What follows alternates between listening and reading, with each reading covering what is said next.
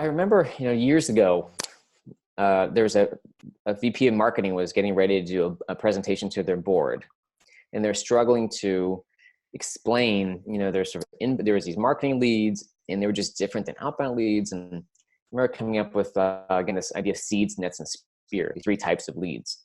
Because a lot of times a board will say, all right, or even an executive team, we did 10 million in revenue last year with 10,000 leads. So next year, if we want to double our revenue, we need to double our leads. To do 20 million in revenue, we need to do 20,000 leads.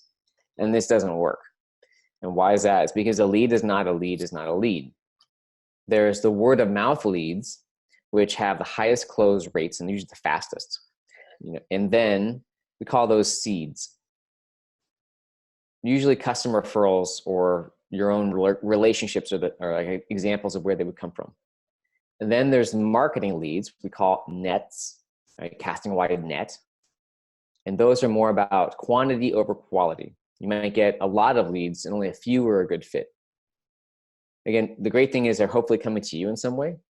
The bad thing is, again, there's a lot that just aren't going to be what you want.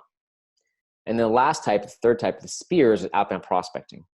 That's when you have usually a human involved with a targeted list, making calls, emails, reaching out in some way to get appointments.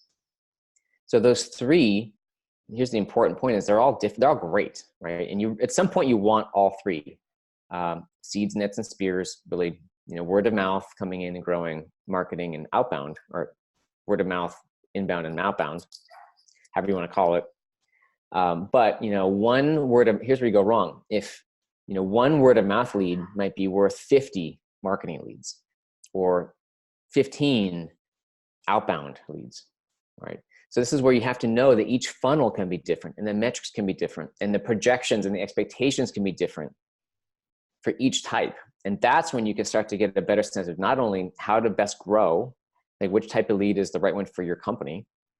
Right? For a lot of SaaS companies, outbound is just, an amazing driver. If you're a services company, especially custom services like software development, you really have to focus on the word of mouth and maybe some inbound. So, it's like knowing the different types, knowing how to generate them, and having expectations on what you can actually grow helps you be a lot smarter about basically driving your company growth and not having unrealistic expectations on what it's going to take to grow the company.